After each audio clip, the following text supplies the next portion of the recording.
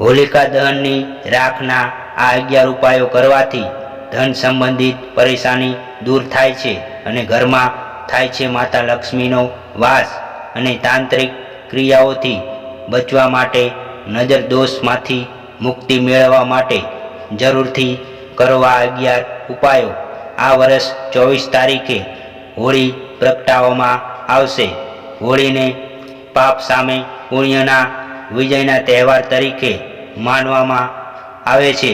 હોળીનું જેટલું મહત્વ છે તેટલું જ મહત્વ તેની રાખનું પણ છે.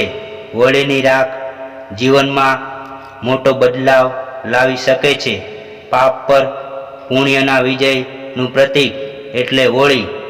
આ વર્ષ 24મી માર્ચ એટલે કે રવિવારે હોળી પ્રગટાવવામાં આવશે. સમગ્ર દેશમાં આ તહેવાર ખૂબ જ ધામધૂમથી મનાવવામાં આવે છે. ધાર્મિક રીતે હોળીનું જેટલું મહત્વ છે તેની રાખનું પણ તેટલું જ મહત્વ છે. હોળીની રાખ અનેક આવનારા સંકટ દૂર કરી શકે છે. તે સાથે જ વ્યક્તિને ધનધાનથી સંપન્ન બનાવી શકે છે.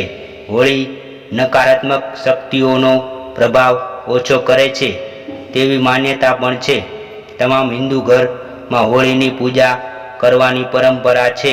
પૂજા પછી હોળીની રાખને ઘરે લાવવામાં આવે છે. હોળીની રાખનું વિશેષ મહત્વ છે. હોળીની રાખ જીવનમાં આવનારા સંકટ દૂર કરી શકે છે. તેનો ઉપયોગ કરવાથી ઘરના મોટામાં મોટા વાસ્તુ દોષની અસર ઓછી થઈ જાય છે. શાંતિ સમૃદ્ધિ માટે પણ હોળીની રાખનો ઉપયોગ કરવામાં આવે છે. હોળીની રાખ તાંત્રિક વિધિ માટે અને જ્યોતિષને લગતા ઉપાય કરવા માટે ખૂબ જ પ્રભાવશાળી માનવામાં આવે છે. હોળીની રાખ તાંત્રિક ક્રિયાઓથી બચવા માટે, ધન સંબંધિત પરેશાની દૂર કરવા માટે, ઘરમાંથી નકારાત્મકતા દૂર કરવા માટે, કુંડળીમાં ગ્રહ દોષ દૂર કરવા માટે તેમજ ઘરના વાસ્તુ દોષ દૂર કરવા માટે ખૂબ જ ઉપયોગી માનવામાં આવે છે. હોળીની અગ્નિને ખૂબ જ પવિત્ર માનવામાં આવે છે અને હોળીની રાખ તાંત્રિક વિધિ માટે અને જ્યોતિષને લગતા ઉપાય કરવા માટે ખૂબ જ પ્રભાવશાળી માનવામાં આવે છે. આજે અમે તમને હોળીની રાખથી કરવામાં આવતા એવી અમુક ટ્રિક્સ વિશે જણાવવા જઈ રહ્યા છે કે જે ધનમાં વૃદ્ધિ, પરિવારમાં સુખ શાંતિ અને દાંપત્ય જીવન સાથે જોડાયેલ તમામ પ્રકારની ઘરેલું સમસ્યાઓને દૂર કરવા માટે કારગર માનવામાં આવી રહ્યા છે. શાસ્ત્રો અનુસાર હોલિકા દહનની રાખ ખૂબ જ ફાયદાકારક હોય છે.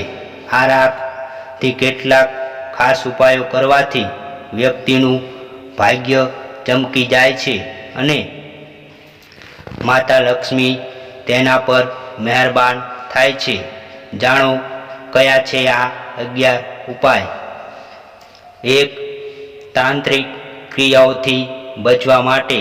જો તમને વાતની શંકા છે કે તમારે કે પછી તમારા પરિવારના કોઈ સભ્ય પર કોઈએ ખોટી રીતે તાંત્રિક વિધિ કરી છે તો તમે હોળીની રાખના આ ઉપાયથી તેને બેઅસર કરી શકો છો. તમારે કરવાનું એમ છે કે હોળી દહનના સમયે દેશી ઘીમાં 2 લવિંગ, 1 પતાસું અને 1 પાનનું પત્તું તેમજ થોડું ખાંડ હોળીની અગ્નિમાં નાખી દો. તેના આગળના દિવસે સવારે ચૂપચાપ જઈને આ હોળીની રાખને લેતા આવો અને તેને ચાંદીના તાવીજમાં ભરાવીને ગળામાં પહેરી લો. આમ કરવાથી તમારી ઉપર જે પણ અશુભ પ્રભાવ થશે તે સમાપ્ત થશે. 2. નજર દોષમાંથી મુક્તિ મેળવવા. જો કોઈ બાળક કે મોટાને વારંવાર નજર લાગતી હોય તો હોળી દહનના સમયે દેશી ઘી, લવિંગ, પતાસું અને પાન આ તમામ વસ્તુઓ હોળીમાં બળવા દેવી. બીજા દિવસે આ રાખને તાંબા કે ચાંદીના લોકેટમાં ભરી કાળા દોરામાં બાંધી ગળામાં ધારણ કરવાથી નજર દોષમાંથી મુક્તિ મળે છે. 3. ધન સંબંધી પરેશાની દૂર કરવા માટે.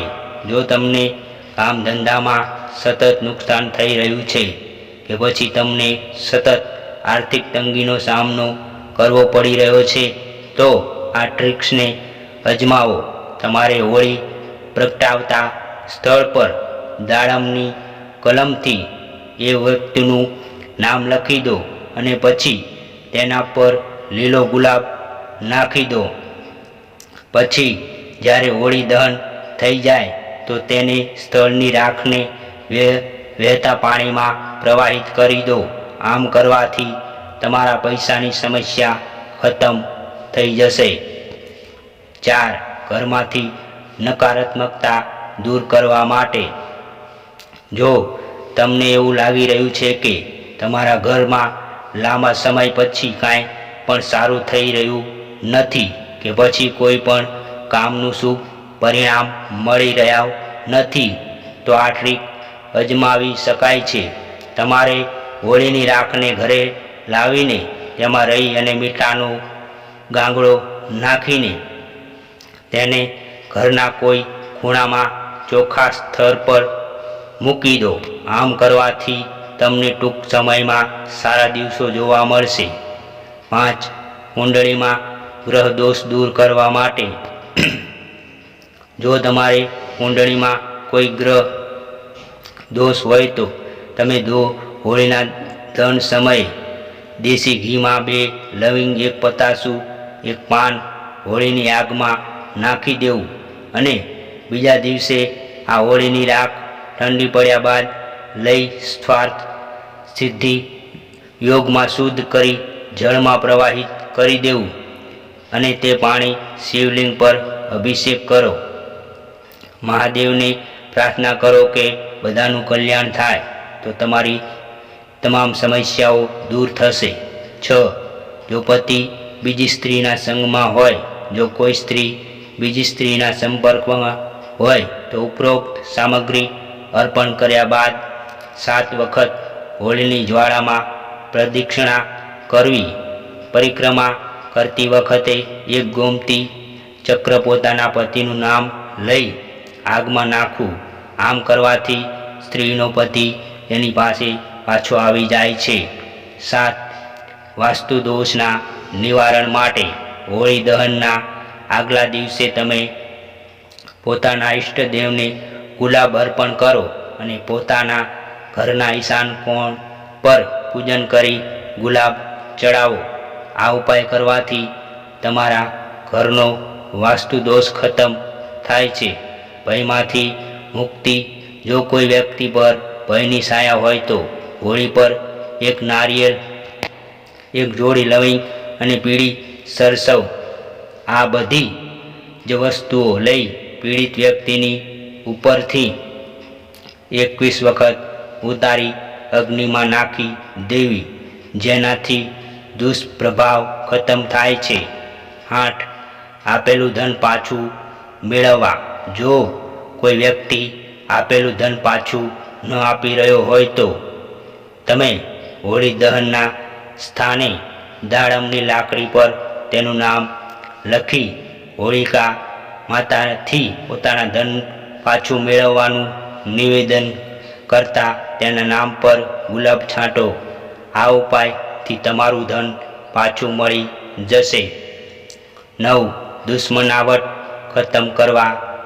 જો તમે કોઈ વ્યક્તિ સાથે દુશ્મનાવટ ખતમ કરવા ઈચ્છો છો તો હોળિકા દહનના આગલા દિવસે તે સ્થાને રાત્રે 12 વાગે જઈ હોળીના સ્થાને દાડમની લાકડીથી તેનું નામ લખી ડાબા હાથથી તેને ભૂંસી દો અને તે જગ્યાથી થોડી રાખ લાવી બીજા દિવસે તે વ્યક્તિના માથા પર નાખો.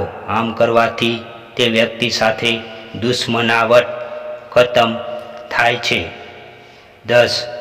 આર્થિક પડતી માટે. જો તમે વારંવાર આર્થિક પડતીનો સામનો કરી રહ્યા છો તો તમે હોળિકા દહનની સાંજે તમારા મુખ્ય દરવાજા પર 2 મુઠ્ઠી લોટનો દીપક બનાવો. મુખ્ય દરવાજે થોડો ગુલાબ છાંટી દીપક પ્રગટાવો. દીવો બળવાની સાથે જ માનસિક રૂપે આર્થિક હાનિ દૂર થવાનું નિવેદન કરવું જોઈએ. 11. રાખ ઘરેલા લઈ જાઓ. હોળી દહનના આગળના દિવસે હોળીની રાખને ઘરે લઈ આવો અને તેને આખા ઘરમાં છાંટી દો. આમ કરવાથી તમારા ઘરમાં કોઈ પણ પ્રકારની નેગેટિવિટી દૂર થાય છે અને સુખ શાંતિ સ્થાપિત થાય છે. જો તમારા ઘરમાં કોઈ વાસ્તુ દોષ છે તો ઉપાયથી તેની અસર પણ ખતમ થાય છે. મિત્રો, વિડીયોને લાઈક શેર કરજો અને કોમેન્ટ બોક્સમાં સાચી શ્રદ્ધાથી જય શ્રી કૃષ્ણ હર હર મહાદેવ લખવાનું ભૂલતા નહીં, જેથી ભગવાન શ્રી કૃષ્ણ અને મહાદેવની કૃપા આપણા સૌ પર નિરંતર બની રહે. અને મિત્રો, તમે હજુ સુધી અમારી ચેનલને સબસ્ક્રાઈબ ના કરી હોય તો સંજુ ધાર્મિક સ્ટોરી ચેનલને સબસ્ક્રાઈબ કરજો. જય શ્રી કૃષ્ણ હર હર મહાદેવ.